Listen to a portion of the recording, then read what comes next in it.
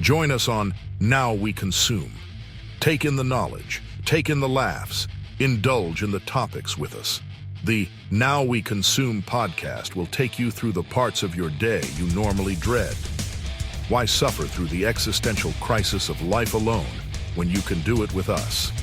And now we consume. This is not meant to be a conspiracy episode or podcast, but we may cover some topics that dance that line like a toddler dances on their mother's last nerve. This podcast is rated I, for immature audiences only. Death and taxes, the only two things in life that you know are coming without question, as well as maybe a new STD after a questionable night out with someone from a hole-in-the-wall bar. But tonight, we will do our best to clear up the brain fog in the discussion on taxes and tariffs.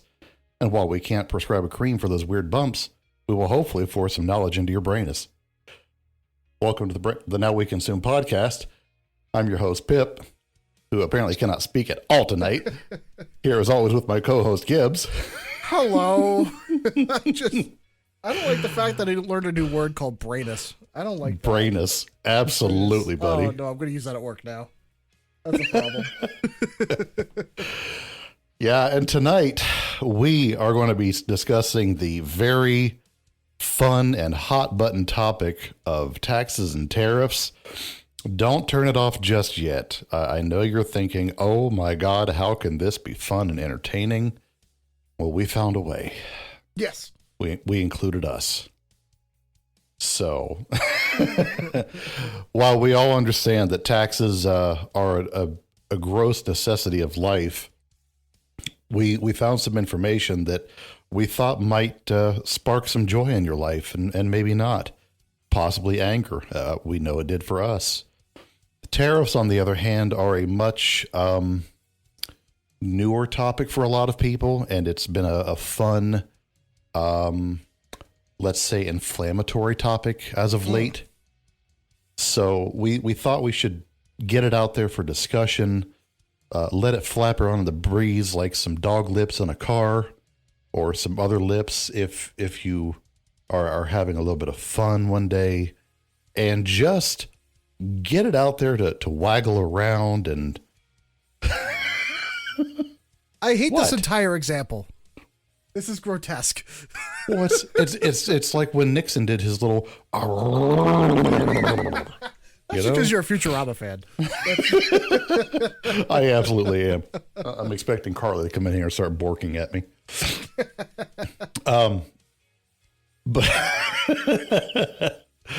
But you know, it's caused a lot of people to get very pissed off, and it may or may not be for good reason. So we thought that it was high time we did what we do, and we're going to slowly undress the topic and touch some tips on this, and see if we can massage a little bit of calm and reassurance into your feelings. So Gibbs, go ahead and you can start us off. Anyway, I'm sorry, but so the reason this came up is obviously there's been a lot of political talk and controversy regarding tariffs. Now, what people need to understand is actually tariffs have been around really as long as this country's been around. And really, this is something that governments have been using for centuries. In fact, really, for thousands of years. It really wasn't that typical for a country necessarily to do any sort of income tax like we see nowadays. It was much more basically tariff-based, or the idea is if you're bringing goods into a country, they are taxed to be brought into the country, whereas the goods built and distributed inside that country weren't really taxed either at all or at a very, very, very, very low rate. So historically, at least in America, the primary way of raising federal funds was always through, maybe not always, but very much primarily was tariffs. It was something to where originally it was just a few percent. That's where you get the idea of the tea tax, or the Boston Tea Party, where that was that couple of percent import tax, or essentially tariff on tea, that caused that whole debacle. It's something to where now I think it's kind of funny how, and we did a lot of research here to kind of show what's happened over the centuries. Where originally tariffs, much research. Oh yeah, pages and pages, but it'll be interesting, more interesting than you think. it's really gone from a situation where this country used to be, basically the entire federal government was run by a few percentage tariff on various goods, and some up to maybe 20-30%, without anything else other than maybe some excise tax and a little bit of a tax on public lands that were more for the local state and or county. Whereas now it's a very, very different case. So really, how do these things kind of work? It's pretty simple. Tariffs, just like I kind of described, it's a tax on imports into the country. You have excise taxes, which are something that's really actually sort of unique to the U.S., where effectively you're taxed on the luxury of having a good. So any sort of luxury good, you're taxed on the possession or the acquisition of that. Whereas also you have your property taxes, things like poll taxes, faculty taxes. So there were a few things, but you're talking the average American back right around the time of the Revolutionary War until 20, 30 years after that, or into the early 19th century, 1820. You're talking the average American is maybe paying anywhere between 5 to 10%, if that, in taxes. And that's talking for somebody that's importing a lot, that's doing a lot. They really kept the vast majority of what they were making. And that was on like a rough value, yearly $3,000 to $5,000. Of equivalent value, basically. It's something to consider is when we're talking about some of these numbers from hundreds of years ago. We've had to average out a lot of stuff, and there's a lot of things that you have to kind of take a little bit of liberty to. So I did a lot of number crunching, and we figured out some stuff. So just be aware that the numbers might not be 100% like on the dot, but they're going to be close enough to get the point across. So really, it wasn't until 1861 in America where they introduced a flat tax of 3% on annual incomes over $800, which back at $800, you're talking upper middle class today, pretty much. But that was 3%. That was to fund and raise revenue, and really for that Civil War that was going on and coming. Then in 1862, again, it was a 3% increase, but that was between $600 to $10,000, and then 5% over $10,000, aka you're very wealthy at that point. So really, you're talking 1860s. Now we're adding to maybe that if you're well off or really well off, you're talking 5 to 10%. Which to me, that's not anything crazy. That's very much in line, and it makes sense in terms of raising revenue to be able to do things like build infrastructure. That's one of the big things that happened, and one of the reasons why they had to do that after the Civil War. Because in the Civil War, you have so many cities in America that were destroyed, so many towns that were completely leveled. You're talking well over 500,000 dead. It was insane what it did to this country. And a lot of people, if you don't really read historical context or look at a lot of things, some people forget. So there were a lot of roads to be rebuilt, a lot of towns and cities to be rebuilt. Our military was in shambles. We lost so many of our great military leaders from both the North and the South. It was not a good time. But with those added taxes, America saw one of its best times economically up until about World War I. World War I, unfortunately, is the point to where they passed the Revenue Act of 1913, which levied a 1% tax on net personal incomes above $3,000 and a surtax on higher incomes. That was really the first time that it was in law, without any sort of repeal date, without any sort of time frame, that they said, hey, we are going to start taxing your reported or earned income. That is where you do see a massive growth in the U.S. government for both good and bad. That's when you start seeing a lot of different government agencies being created. You start seeing a lot of growth, a lot more jobs, and really the government grows almost exponentially at this point. So then you get into, World War II, to where past that, once you get past the Great Depression, now they start adding even more money. They start taking even more. Then you get even to post-World War II, where they start taking... That's where the milking really starts. That's where it starts to get bad. You're talking at some point, there were some, millionaires paying, 60, 70% taxes on some cases. Now, granted, there were a lot of write-offs and other stuff within the system. but you had average Americans paying anywhere from 15 to 30% in taxes. It just keeps going up. That's what I'm getting at. The whole thing, what I'm talking about here, is really every single decade, or really every single different historical point in American history. For some reason, the answer has been just give more money to the government. More taxes. Yeah, raise more revenue. And unfortunately, by raising more revenue, every single time they spend more. It's never, ever, ever just, hey, let's put some money away. The only president that did not outspend, as far as I remember, and you guys can quote me on this one. I don't know if you know this. What do you think was the only president that started and ended with a balanced budget? Oh, shit. Because I can give an honorary mention. Okay. Who's the honorary? The honorary mention is Bill Clinton. Okay. He didn't start with a balanced budget, but he ended. But he did end. I will give him credit. Okay. Shit. I will go with either Kennedy for the obvious reason. Okay. That's kind of shitty. Okay. I did consider that. Teddy Roosevelt? No. Am I in the right era? So you're close. Dwight D. Eisenhower. Ike. Okay. Ike. Only because he's one of the only presidents that we've ever had that he only stuck strictly to what was constitutionally allowed by the president. He didn't add any new spending.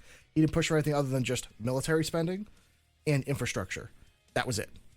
So kudos to him. He's one of my few presidents that I liked. Well, okay. You're cool. He is the one that pushed the National Highway Act, if I remember right. Oh, yeah. But we gained so much revenue from that, from trade and whatnot, movement. Like, that was, granted, it took, a lot of years to be able to implement that. But when you look at the net at the end of it, it was crazy. That's really what allowed America to be the America you see in the movies and whatnot. People moving around, traveling, going places. Before then, it was difficult to move around before the national highway system was in. Well, yeah, it was streets and state routes. Yeah, they didn't always connect. There wasn't always a way to get around it. There wasn't an easy way of getting from here to there. Sometimes it was a dirt road. Literally.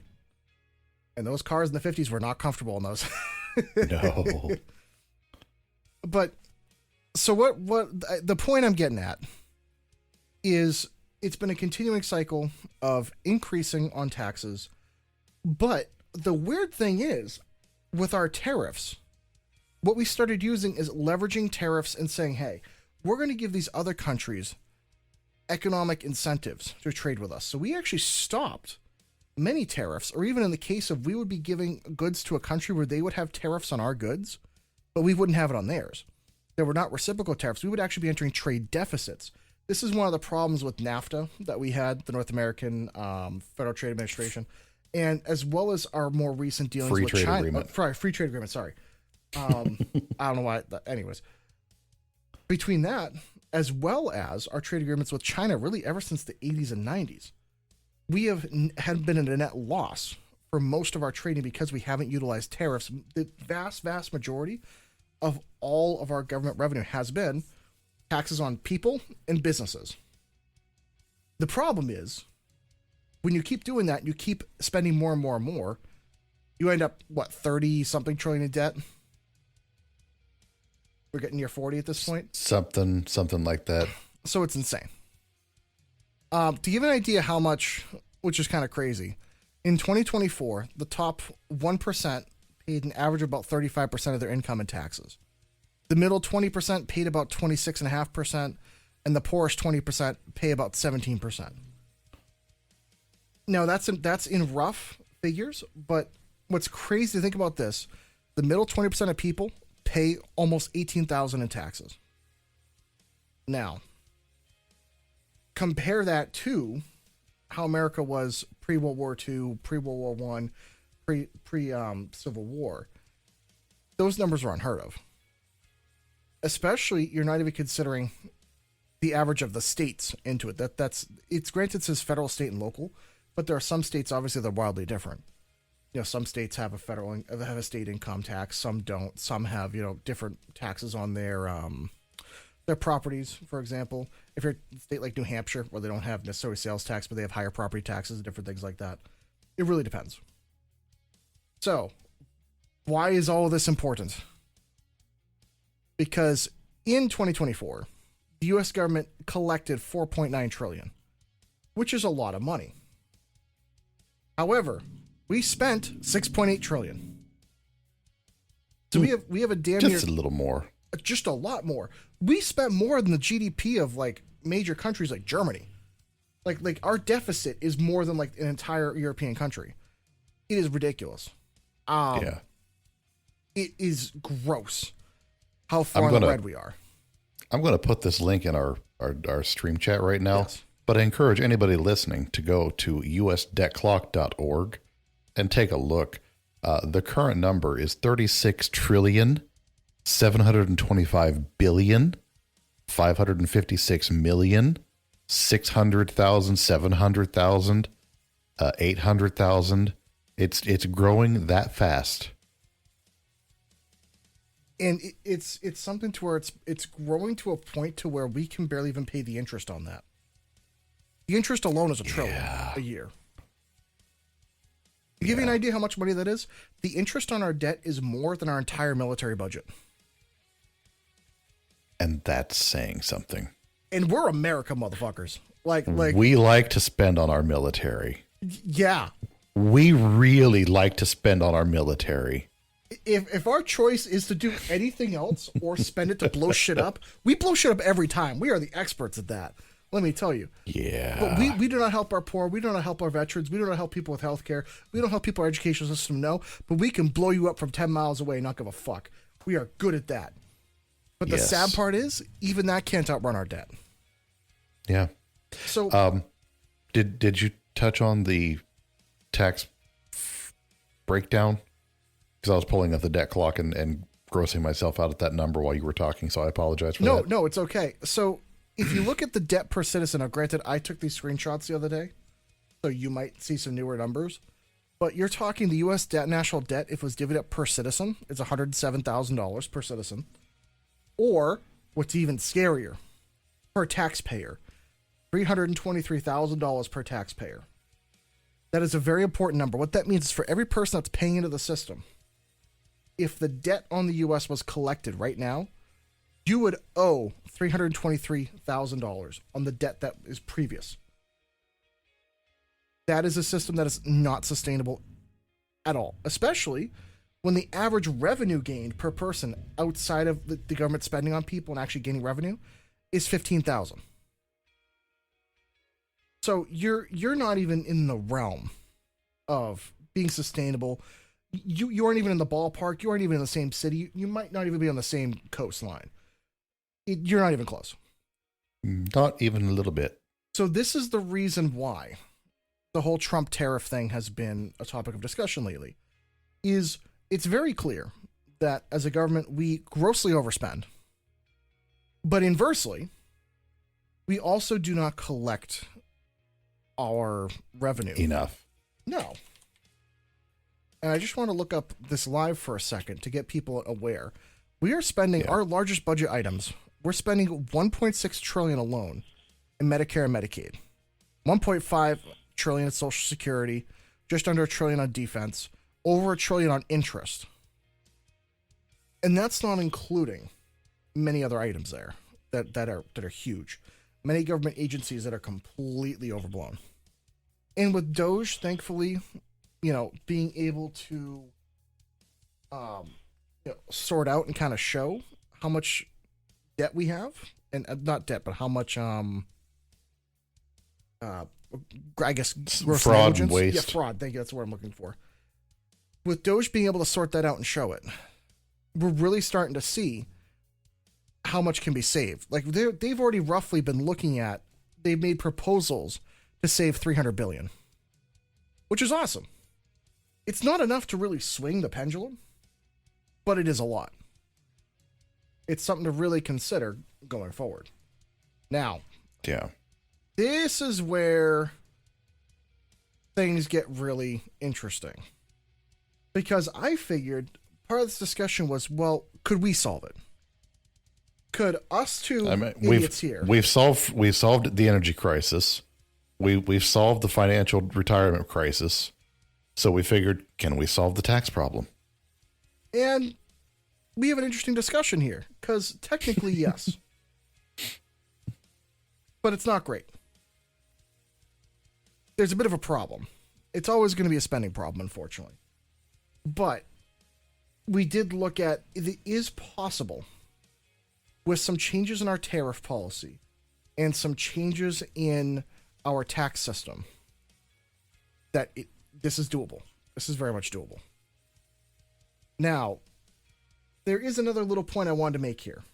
Very, very small point. The other issue we have in America is we have some of the highest corporate taxes in the world.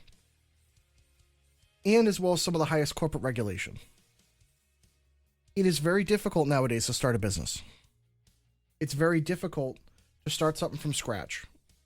Between all the regulations and red tape you have to go through and everything else and different things you have to pay out for between federal, state, and local and all these different forms and everything, you basically have to have triple or quadruple the amount of available money you would think to have and have to have a lawyer on staff and have to have all these other things and have to know people. And that's assuming the local town or province or anything or county approves the business that you want to do. You can't just start one anymore. You have to get approvals and everything else and go through. It's insane. With all of that, half the problem we have now is so few people can start a business or even work for a small business. Most of the people I know, especially in my generation, don't have the offer or the ability to work for a small business. Most everyone I know works for a big corporation or the government. And that's the difference where this country used to be built on small businesses. The idea that the local person, whether it be the local leather maker or you know, the wax person or the post office or whatever it was, every job had to have somebody there locally to do it and to start it and to run it. Whereas now, everything's big monopolies. And I don't know many people. Like, I'm one of the few people that I'm very fortunate to work for a small business.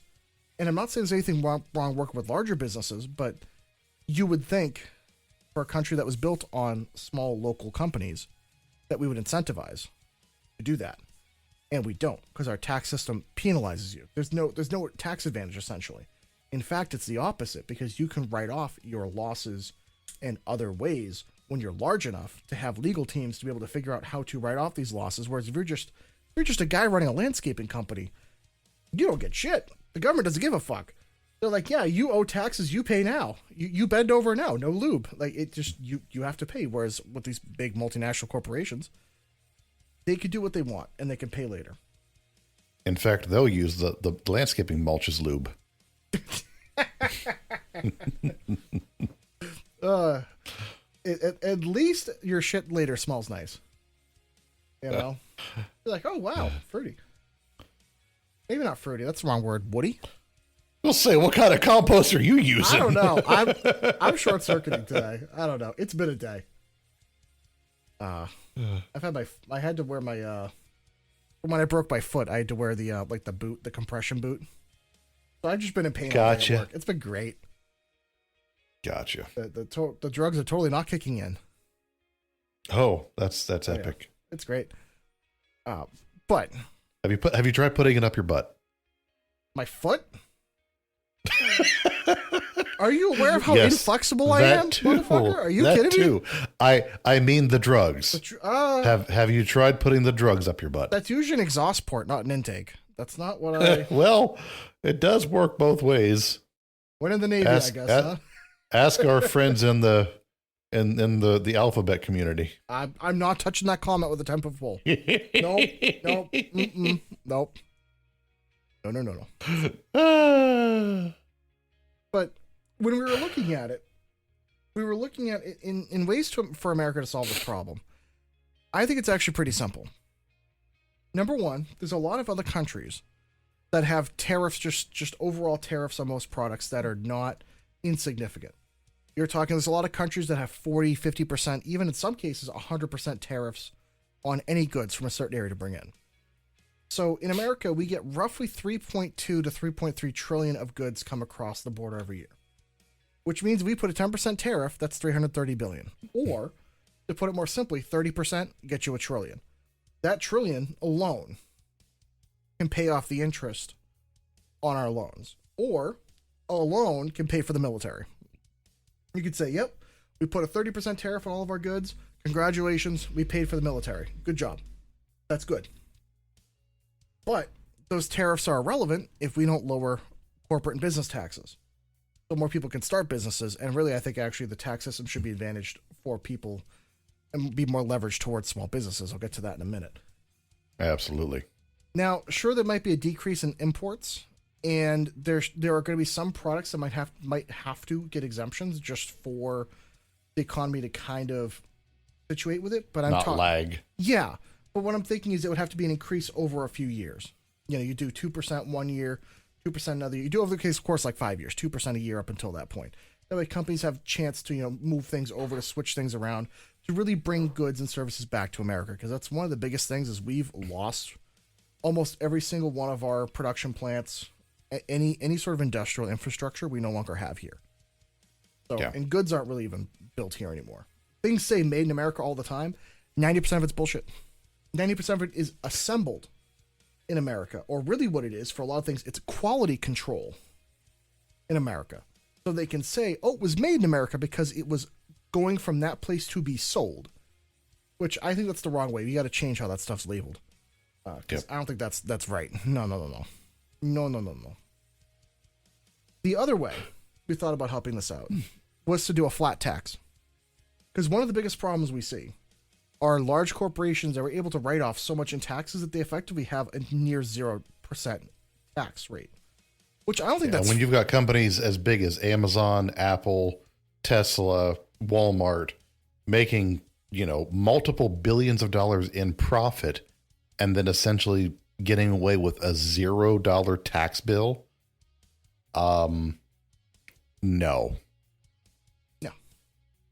And then I get told I owe $3,000 because I didn't pay enough on my taxes. Excuse me, I paid what you said to pay. I don't think taxes should be something you have to hire a lawyer for. It should be very simple. Business and personal income taxes, just put it both at 10%. Why? Uh-huh. Because that would actually make us a shit ton more money. The only problem is that would basically fire 80% of all accountants. So I'm sorry you lose your job, but get a better job. I hate to be an asshole, but they just start working in investments. I would agree with that 100%. So it would be one of those things where you would have so many companies that can only, yes, they would have to pay their fair share, which I know, I'm not trying to go down that socialist line, but more, let's be real. If we're all using the same roads, if we all get protected by the same military, have the same rules, same laws, then it should be roughly equal. So 10% flat tax, that solves a huge issue. Because we get roughly, in terms of revenue between all people and all businesses, with our current situation, we get roughly 14.8 trillion in revenue, so that'd be another 1.4 trillion. Even if you had to do 20%, which I know that's tough for a lot of people to swallow, but for a lot of businesses, that would be less than what the current rate is. And for a lot of people, at least it would be cheaper and easier. I would hope to stick around 10, closer.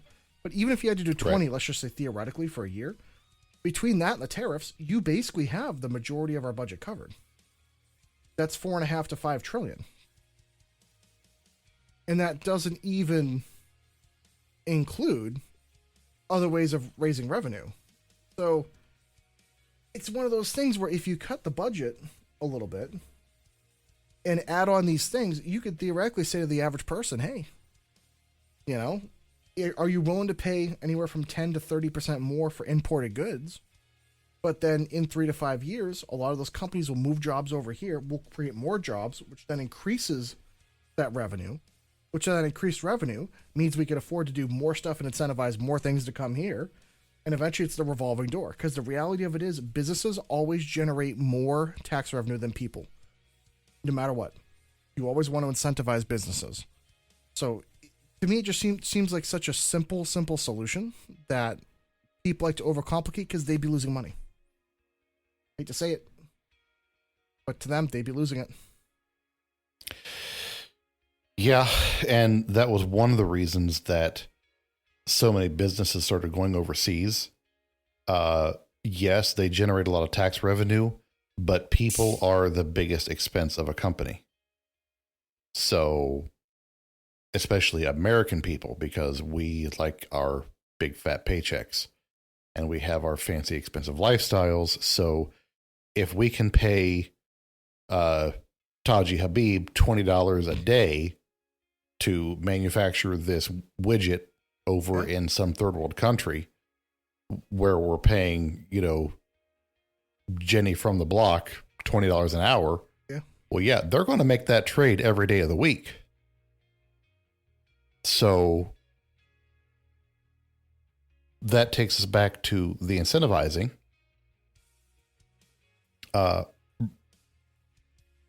It balances out. It really does.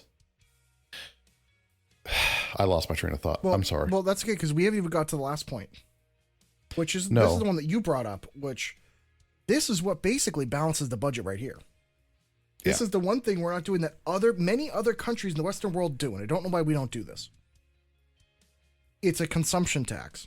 So the idea is if we make those changes and then do a 5% tax, it's basically just a federal sales tax on anything you buy. If we did these changes, that one adds another $1 trillion a year in revenue. So now we've balanced the budget. What's crazy, though, is if we did it correctly and cut enough stuff, you might even be able to get rid of personal income tax over time. Right, because that's paying interest on the loan and putting profit into the system, which means the loan goes down, which means you're paying less on interest, which means over time the loan balance goes down if you're not spending more than you're taking in, just like normal people finances. Exactly. And again, that's where my train of thought was going a minute ago, and I knew I was getting ahead of myself, so sorry. But the reason why I want to bring this up, which is very important, is remember when I said earlier that in 2024 the poorest people paid roughly 17% of their income in taxes. What would be very important here is their effective tax rate would be closer to that 12 or 14%. Because again, if you're looking at the 10% income, mind you, the tariffs really wouldn't hit them that hard because they're not consuming a lot of goods. And most of the stuff that tariffs would be on are larger items, things like vehicles, large tech items, stuff like that. But things like food in America, thankfully, most of our food is here. We don't really import a lot. So for average people... well, you say that. You know what I mean, though. And that would be a quick changeover for a lot of stuff. Like, sure, for a couple of years it would suck. But the biggest thing I'm trying to push for is the idea of, number one, us maintaining the American value of the dollar so that it doesn't erode away with inflation. And number two, if you can get it to a point to where Americans can have more, I guess you could say, expendable income, people can start to invest. People can start to grow the economy. People can create businesses. They can create jobs. They can invest in the stock market, 401ks, IRAs. That's really the backbone of how the American economic system works, which for the best, for better, for worse, that is one of the most important metrics. When people have money to put into it, everything stagnates. Unfortunately, we are very much a pyramid system where at the very top, it's the NASDAQ, Dow, S&P 500. Those few thousand companies that really run the country. If they're not doing well, everything else comes to a halt. And it sucks because you have to fix the underlying issue of Americans not being able to start businesses to compete with them, which is something we can do. But with this system, you basically only pay a 10% income tax, and then anything else is only taxed if you spend money. So you can invest. You can actually put aside some money and invest and do something. You can get somewhere. And for a lot of people, that, let's just say for the poorest 20%, that would save like 7% of their income. Okay, so we're talking the poorest 20%. If they're making $20,000 a year, 10% that's two. So that they could save like $1,700 a year, or like $150, $130 a month. For some of those people, that is their some of their food money, some of their bill money. I'm not saying it's enough to where all of a sudden everyone could buy a lavish house, but it's the start to be able to get somewhere. Because every single administration since Bill Clinton has spent more money than they've brought in. Because I don't care about your party line or political affiliation. Every single one of them has failed when it comes to finances. So at some point, we do have to make this correction and have the discussion. But what I find even more interesting about this system is the fact that the middle class would benefit huge. Because right now, if you're paying roughly 26% of your income in taxes, imagine if, let's just say you're buying a car, paying that 10% income, pay that 5% sales tax, your effective tax rate might be down closer to 15%, even 18%. That's huge. And especially if you're a top 1% person, because typically most people in the top 1%, they own businesses. They hire people. If a business is able to save, let's just say 20, 30, even 50,000 a year, they can do more to reinvest in that business. They can do more to hire people. They can do things.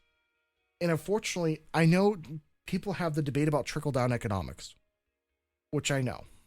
Some people that have degrees in economics try to say that trickle-down doesn't work. Some people say it does. I'm not here to debate, different types of economic philosophies. But what I will say is a fundamental truth of, if businesses don't have money to reinvest, they can't. I can't guarantee they ever will, but the only way for them to be able to reinvest is to have money. So the only way to give them money is to have the American dollar worth more and take out less in taxes. And if you just put in more businesses, you don't have to take out as much money from them. It's very simple. So by this system, you encourage competition, you encourage more businesses, and people pay less in taxes. Therefore, you get to keep more for yourself, you get to choose. But even more important than anything else, this is one simple fundamental reason. You don't have a choice with the IRS right now for most of your taxes. Either you pay it or you go straight to jail. Do not pass go. Do not collect $200. Do not be given your free gift bottle of lube. And you have to guess. That's the beautiful thing about this country. The government will never give you a piece of paper that says, by the way, you owe this much or we pay you this much. No. You are forced with a gun to your head to say, oh, I need to figure this out and file the paperwork, or else I could go to jail. Which is wrong. Whereas under this system, you just take your income, you move the decimal point over, and you say, there's the income taxes. It's so simple. And I'm not saying it because people are stupid, but the fact that we have well over 100,000 IRS agents to be able to extort people is unreal. When it should just be a simple system of, this is how much you owe, this is the paperwork. It should be stupid simple, but it's not, because people make money off of being difficult, which is not fair. Because every other Western country, they make taxes easy. I know in Canada, they just send you some paperwork. They're like, here's your taxes. This is all done. We know how much you made. This is what you owe, or this is what you already paid in. We pay you back. You pay us. We set up a payment plan. Here you go.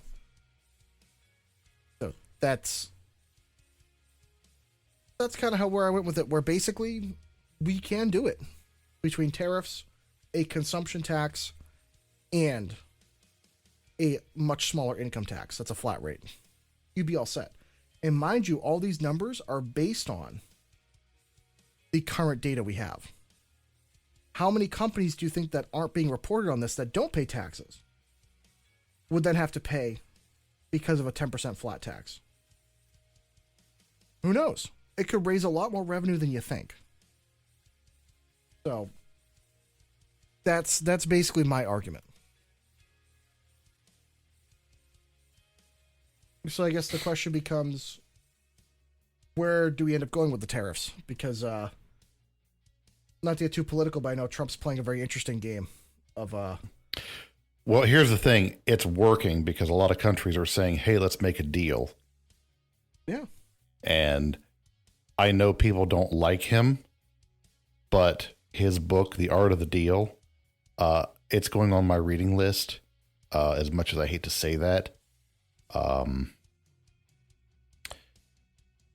The man knows his shit when it comes to business stuff. And yeah, it's a lot of bully tactics. Oh, well. But it's working. The thing is, if we don't bully these other countries, we end up in a trade deficit forever. Yeah. Like we have been. Yeah. Like, it's crazy. We were in a $200 to $300 billion trade deficit with Canada every year. Why? Yeah. Why are we giving them that Our money? country cannot thrive and exist like that. No. We just go further and further down the spiral, and the words deficit, thank you, goes further and further into the red, and we just get further and further away from a solution. Things like what we're talking about are ways that are feasible to get us out of the hole. Now, we're two guys just sitting around talking about it. Are these ideas ever going to be implemented? Probably not, because nobody has the balls to do it. It's going to take something like the Buffett solution, and saying that nobody in office is eligible for re-election until the budget is balanced. Not only that, but nobody in office should be trading stocks. Or, inversely, they should have to make it public within like a couple hours. Yeah. Either way, I don't care. 90 minutes. Yeah. The 90-minute rule. As soon as you trade, you got 90 minutes. It must be made public, or you have to pay double what you paid for in fines, and you're barred from trading for like a month or something like that. Yeah. So it's that simple. Yeah. I don't think that if you're able to affect policy that would affect stocks, nobody in your circle, like 5 rings out, should be able to trade. The problem is there's no way to enforce that. Well, those are the same people that would be enforcing it. So they won't. That's why you have to make the transparent argument, because they'll never enforce that law. yeah. I mean, think about it. How many politicians have you heard about that have been drunk driving or like sexually assaulting or like doing all this weird stuff, and yet it's okay. They just never end up in jail. Nothing ever happens. You know. So no. Look at what was that governor that was in Michigan that she was basically like not Whitmer? governor, sorry, no, it was like a mayor. That she was like bullying people, hiding their money, extorting the money. I forget her name. Oh, Yeah. shit. Yeah. You know what I'm talking about. Yeah. Yeah, and nothing was done about her for years. Documentaries are made about her a year or two ago. Yeah. And nothing's ever done. Because unfortunately, I will call this out in the podcast, and I know I'm going to get flack for it. I don't care. Most police are wussies. They don't actually enforce the law. Do it. They don't enforce the law. They will see somebody break Police? the law right in front of them, and they will not do it, even if it's a senator or a representative or someone in the government. Those laws apply equally to them. If you do not arrest them for breaking the law, you are complicit with it. The only laws that matter are the ones that are enforced. So thank you for being part of the Police system. are not there to protect the citizens. They're there to help with the insurance paperwork. Yeah. I will stand my ground on that. Police are just HR for the government. Yeah. That's all they are. HR for any No, company. don't get me wrong. I do support our police. Oh, I of think they course. have a strenuous job. They do great work for us, but they're constrained from above from doing the job they're supposed to do. It's not the fault of the 99% of the people that are actually like doing the job. It's the people up top that are there because of political reasons. That's always the problem. Yeah. It's never the ones that Politics you actually... gets in the way of life. Yeah, unfortunately. But it's the political ones that want to be up, higher up in the rungs, that wants to make the decisions. It's not the ones that actually want to help people. Yeah. Which, as we've learned many a time. It's unfortunate, but it's a reality. Yeah. So, but yeah, that would be, I guess in discussing this, that would be kind of the solution. Where if you combine these things and cut some spending and have more businesses move back, congratulations. You could have a prosperous America like we had in the 50s through the 80s. You could do it. I did suggest a few other ways that we could prosper as a country too. Oh, legalize drugs? Well, if the U.S. started selling drugs, maybe got in on some of that organ harvesting money and potentially start mining asteroids, we could really get some profit going. Well, mining asteroids, 100%, hell yeah. Also, why the fact that marijuana is still considered like a class 1 or schedule 1 drug is insane. That should be federally That's legalized. ridiculous. And honestly, if that had a 10% tax on it, we'd make $1 trillion in a year. But that would be the easiest way to make money. Yes. So, all that. It is the original cash crop. Yeah. And honestly, let me hear your opinion on this one. I think I already know it, but I'm curious. Do you legalize prostitution as well and just have it regulated? I think yes, because if it's regulated, it's controlled, it's safer, and there's less incidences of disease and violence. So, yeah, I think so. I would agree, as someone that's not even a fan of the concept of it, but I would agree that, like, it's your body, your choice, you could do that. Yeah. Just, who the hell's going to be running the coochie police? Who's the one that's going to be running the well, here's the thing. We've already legalized things like OnlyFans. So that's just the next step. Yeah. So actually, why not? Can I have a quick aside because this touches a very important topic? Did you know Sure. there's a company that's making touch my tip? You've ruined it. But there's a company that they've made AI women on OnlyFans. And Yes. they're making money hand over fist. Oh yeah. So Yeah. AI is the apocalypse AI is is already coming, happening. buddy. Yeah. And you know what's weird? Why is it now this is gonna be a controversial statement. So it's gonna be a bunch of guys programming women to then pleasure other men. So just like in the trans community, men are gonna be better at women than women being at women. It's the way it's going. All these women are going to be so upset because they're no longer going to be on OnlyFans because guys programmed AI to do exactly what they wanted. Yeah. It's congratulations. You played yourself. Yeah. That's terrible. Yeah, just saying. Oh my God. On a side note, did you guys know that the dollar is worth about 4% of what it was in 1913? Yeah, it's worth Yeah, 1/25th. that fucking hurts. It's worth 1/25th, which is insane. Ugh. Well, you could blame Nixon, by the way, for getting us off the gold standard. When we got off the gold standard, that was the nosedive off. No, that was the Greg Louganis dive off the diving board that sent us into this disaster. And if you don't know who that is, look it up and watch that video. So one of the things, I know we talked about this as well during our previous American Financial podcast episode. But we got off the gold standard so the government could just print money and spend what we couldn't spend. Mm-hmm. If Trump was smart, he needs to find a way for us to get to some sort of standard that keeps the government from put us printing back money. on the gold standard. Because unfortunately, if I remember here, and I go back to the debt clock,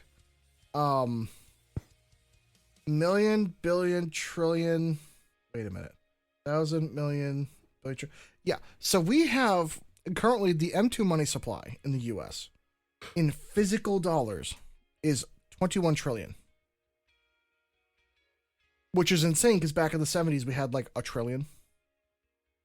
So theoretically, we are lucky that the dollar is only 1/25th what it was in like 1913, not like 1/70th. Yeah, have that Zimbabwe money. Dude, we're basically a fiat currency. We're going that way. So Well, we are a fiat currency. well, I guess I mean like in the realm of like Venezuela. Yeah, Because like God forbid if something happens, we are screwed. we're going to start seeing a whole lot more zeros on our bills. Yeah. Yeah, That is not a good thing. God. That will not spark joy in our lives. Well, then all your investments will be worthless. Yeah, That's- and at that point, gold, silver, and brass will be your best investments, Oh yeah. and lead, Oh, I'm good. I'm good. and food and land. I'm good. I got a greenhouse. Yeah. Which, in a previous episode, we talked about the importance of being self-sufficient and learning skills you don't have and obtaining information on said skills. Still going to push that. Definitely important. talking about all of this only reinforces the point of like, get your shit together. Make sure you can handle shit. Yeah. Make sure you can take care of shit. Like, Yeah. That's all I will say without breaking any terms or conditions of Twitch or YouTube or anywhere else. But like, Yep. do what you can to protect yourself and your family and have plans. Yeah. It is nuts what could happen.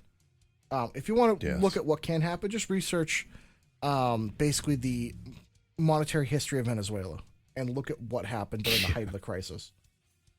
Yeah. It's insane. They, I'll give you a little spoiler. They used to have a really nice zoo. Yeah. Yeah, that became a buffet. Yeah. The old Venezuela meat market. Why does my tiger taste like zebra? I don't know. Oh, okay. Oh, the Now, I know I did this during the pre-show, but since we're actually recording now, I'll take a moment to introduce the newest member of the Now We Consume family. This here pupper is Lilith. No, my phone does not need to know this. Lilith is a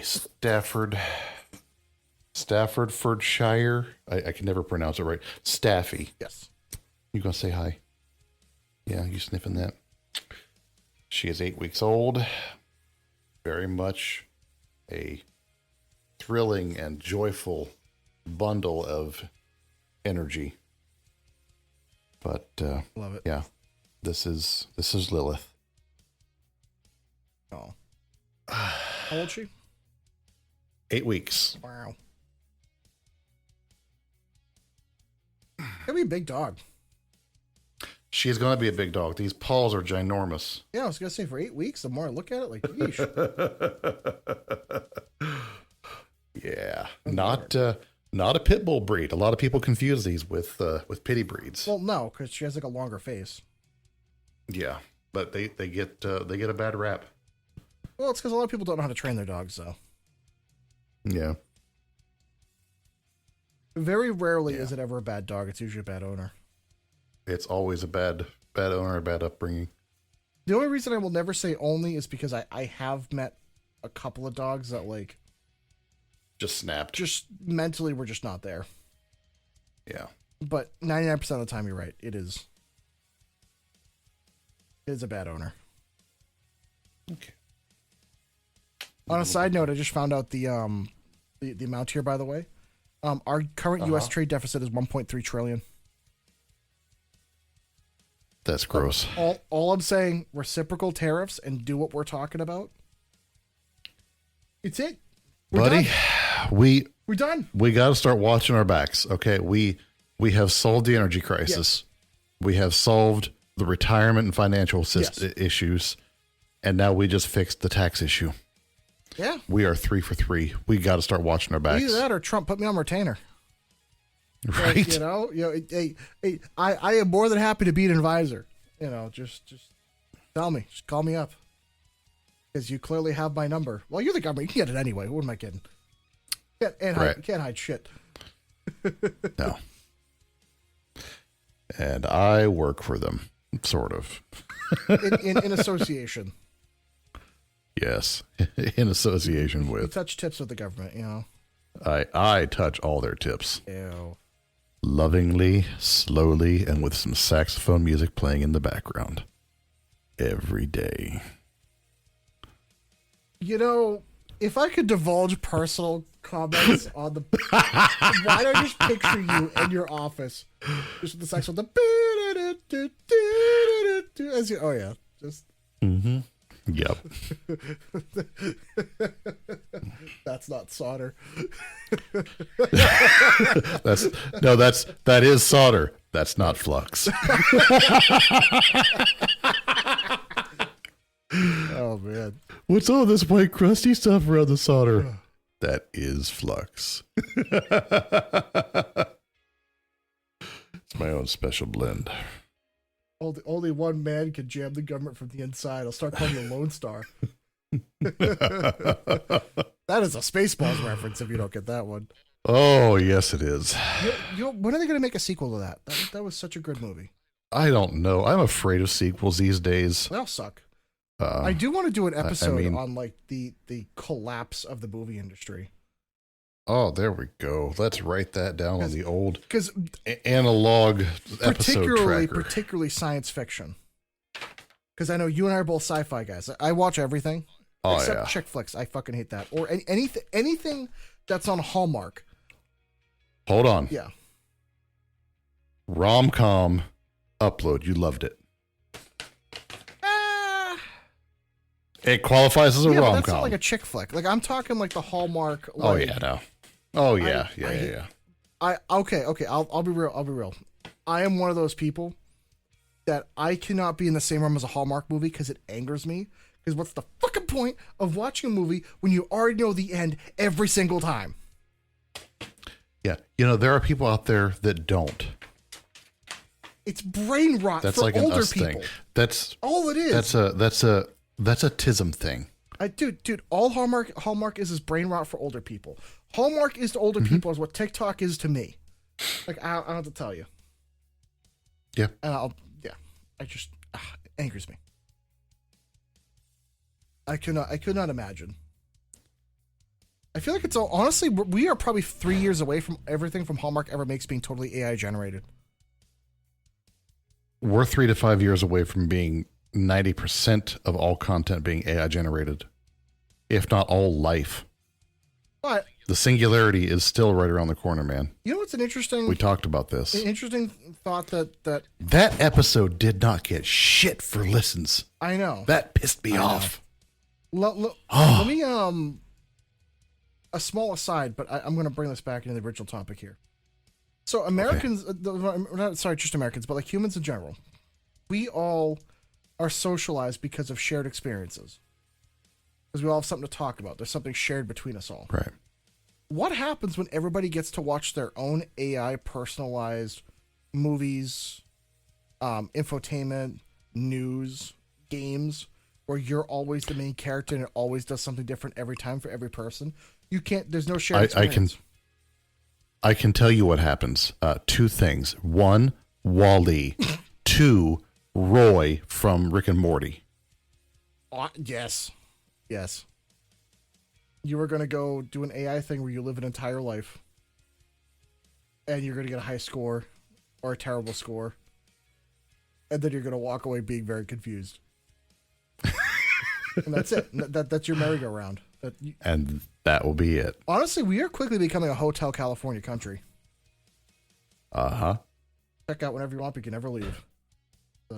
Yes. Oh, man. And then you get the upload option, and you actually never do have to leave.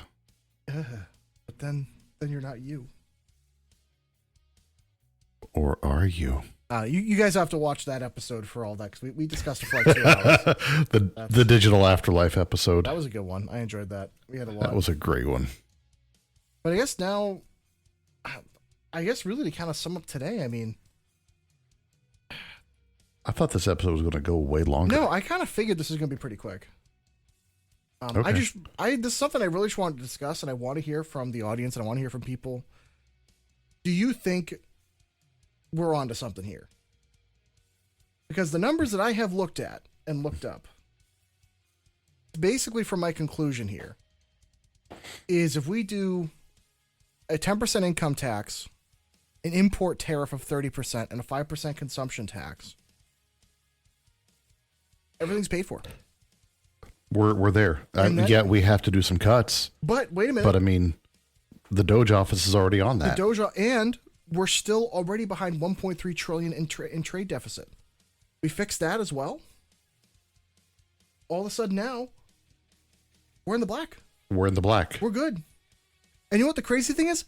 None of y'all at home have to spend another dime to do it. That's the biggest takeaway. Doing what we're saying doesn't affect the wallets negatively of any of the average Americans. It's actually a net positive. The only thing that would slightly have to change a little bit is I feel like you should not have to pay taxes if you're collecting on Social Security, because why would you pay taxes on income that you already paid into a system for? So I feel like that revenue would go down a little bit. but we could compensate for that. But besides that, like, Right. and if we instituted the changes that we're talking about, Social Security would never be an issue. So, Right. I'm just saying, maybe this podcast is somehow found by somebody in administration at some point, and they go, holy shit, these two morons have figured out the entirety of how to fix all this. You know what we need to do? I don't know. We need to get some kind of a flyer made up with a QR code that links to our episode and take it to DC and just post it up around. Don't even tell them. Maybe not a QR code because people are worried about those now because they're weird. But just some stickers or something. What if we just make a website that links to like parts of our podcast in like a quick like short form that basically explains everything we're talking about? Maybe some short form videos.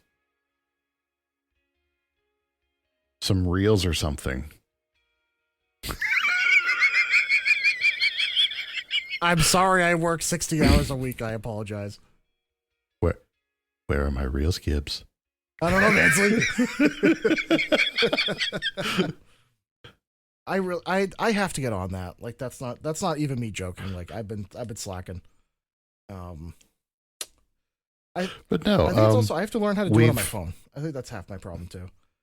Is like learning how to do the TikTok editing. We've had some very enlightening episodes, and I would love to get a few of our snippets in front of some eyes of people that have eyes on them, you know. Well, it's okay, Oside. It's all good. Basically, long story short, feel free to rewind, but we fixed the economy. You're welcome. Yep, we did it. We did it, Joe. We have fixed energy. We have fixed finances. We fixed the economy now. You know what's crazy? We are as a pair preventing idiocracy. I have an idea.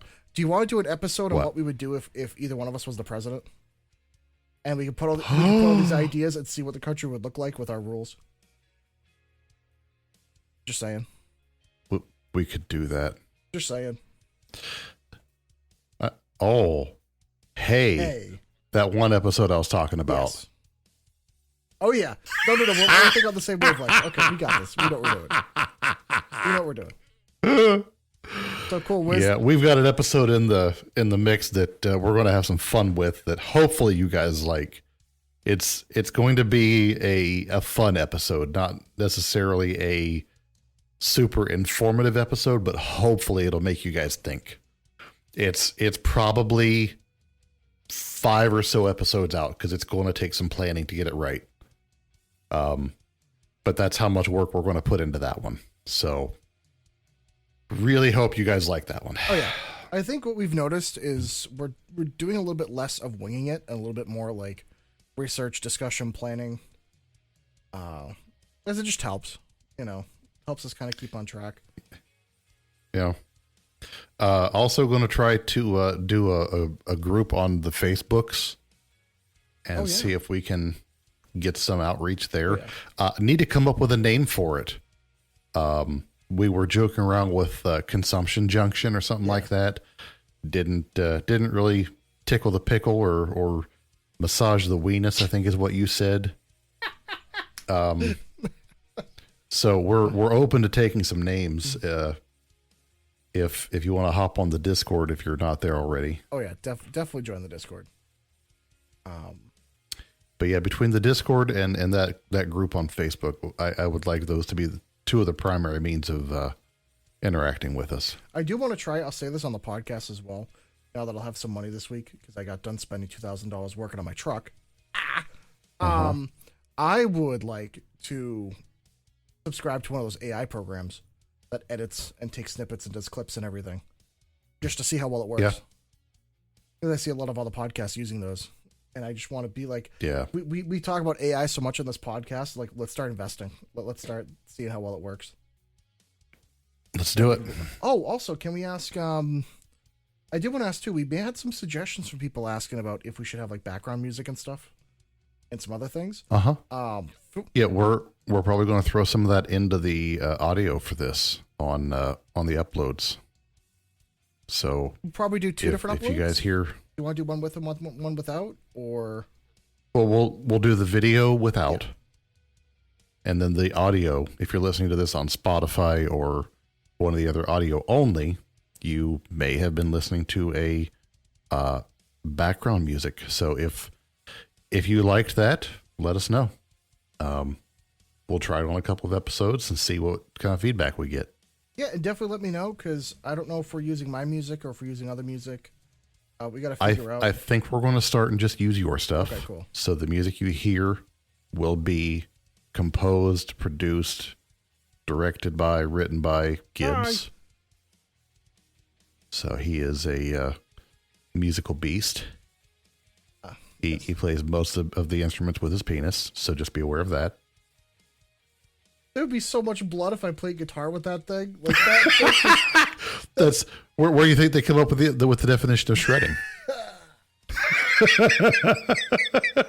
Oh, it's like a $3,000 cheese grater. It just, oh man. God, if I actually could, honestly, I could make a lot of money at a strip club if I could do that. Right? You know, I'd be the only person performing there with the clothes still on. I'm like, no, leave that on, sir. We're just here for the penis that plays guitar. That's fine. Man. You know, we could show up as a pair. You with the guitar, me with a missile. Instead of Ride the Lightning, we should have yes. song Ride the Missile. Save a horse, ride a missile. I don't know. Yes. Just do cover songs. Oh man, that would be.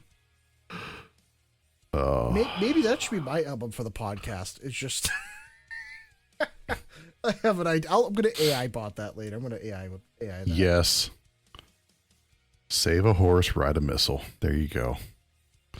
I wonder if I can. I'll send you a picture. You know, I'm once I get.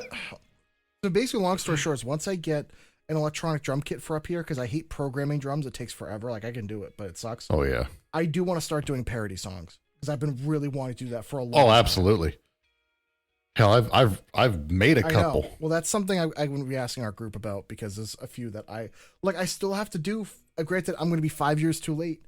I still have to do the Super Cruise Blues for Elite Dangerous.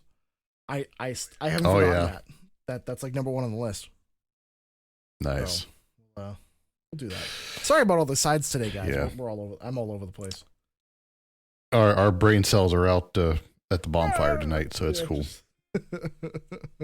Noodles and nips. That's how I feel. That's been my day. Yes. That's been a day. I think it's because of the pain meds. That's what I think. That's my problem. Oh yeah. You know? Like I said, if they don't work, just shove them up your butt. Go 3rd Avenue. You'll get all the benefits. Yeah. It's like a butt bong for beer. Have you ever done one of those? No. Okay, because I would be concerned if you did. I have considered butt caffeine though. Why? I wanted to try Fair it. enough. I was gonna say, I've known you on a couple of beers and you're a handful, so if you took that straight to the ass, I would be concerned. Like if you started butt chugging, we'd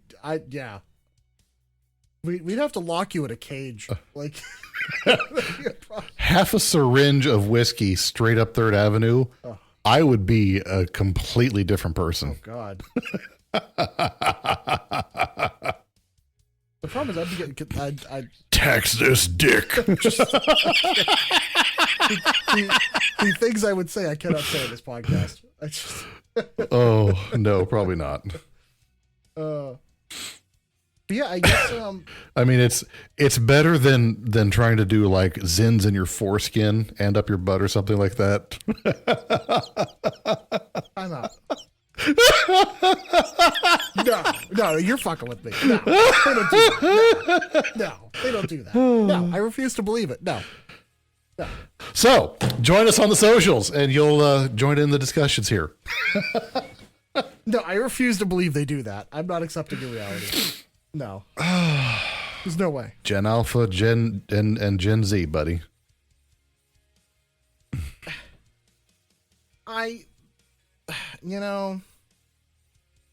Back in my day, they used to take tampons soaked with vodka and shove them up places. Now they're doing zins under their foreskin. Ah. Yeah. Does it create a rash?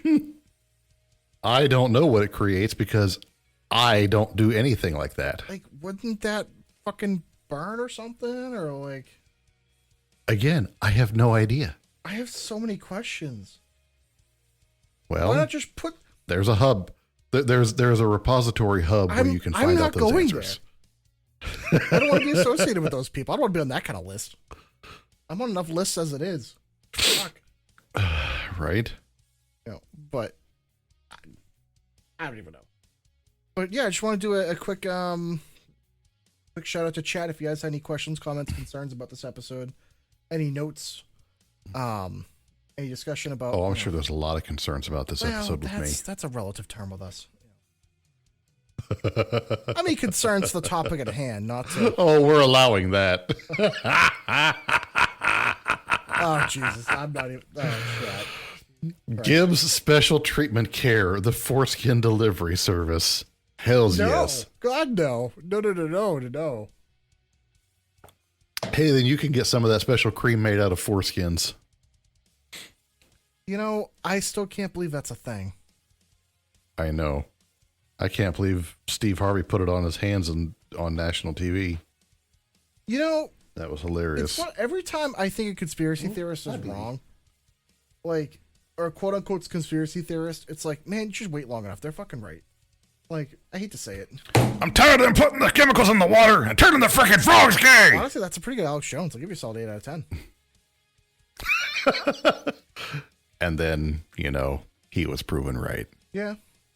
Atrazine in the water makes the frogs, It's crazy that he was right about Epstein's Island back in the 90s. It's crazy he was wrong about anything. The only thing is the whole Sandy Hook really got him. Yep. That's where he did. That's where. Okay, I have lost a puppy, so we're going to have to wrap this up. Okie dokie. No problem. She has wandered out of the room. So join us on the socials. Thank you for hanging out with us tonight. Discord, look for the group. If you're following us at all, there'll be an invite link. There will probably be a password. It will be blasted on our socials so that you can get it. We'll probably put it in the Discord, so join the Discord so you can get the password. Absolutely. Join us on Discord, TikTok, Instagram, all the usual socials. Feel free to interact. Right, because there's so many videos on our TikTok page. Right, Gibbs? I'm sensing some hostility here. I think, I'll figure it out. It's fine. Fuck you, but it's fine. It's fine. It's okay. Love you, buddy. I'm sorry some of us don't get out of work at like 3 in the afternoon. I'm sorry they're not privileged. 2:30. Go fuck get it yourself. Right. Honestly, dude, I'm not home until 6 or 6:30. Are you kidding me? Yeah, I'm usually tired by 6:30. Fucking old man. Because I've been working at home for 3 hours. Fucking first world problems. Jesus Christ. I know, right? I'm home by 3:15 most days. But I start work at 6:30, so, I remember when I used to start work at 5:30 and I didn't get home till 5:30. That fucking sucked. I remember working 12s, okay? Yeah. So, 12 sucked. Yes. Unless you get a 4-day work, all right, then that's worth it. But no, it was usually 6. Yeah, it was gross. Ugh. Sound like a really good date. So, on that note, we love you guys. Thank you for joining us, and we'll catch you on the next one. Absolutely.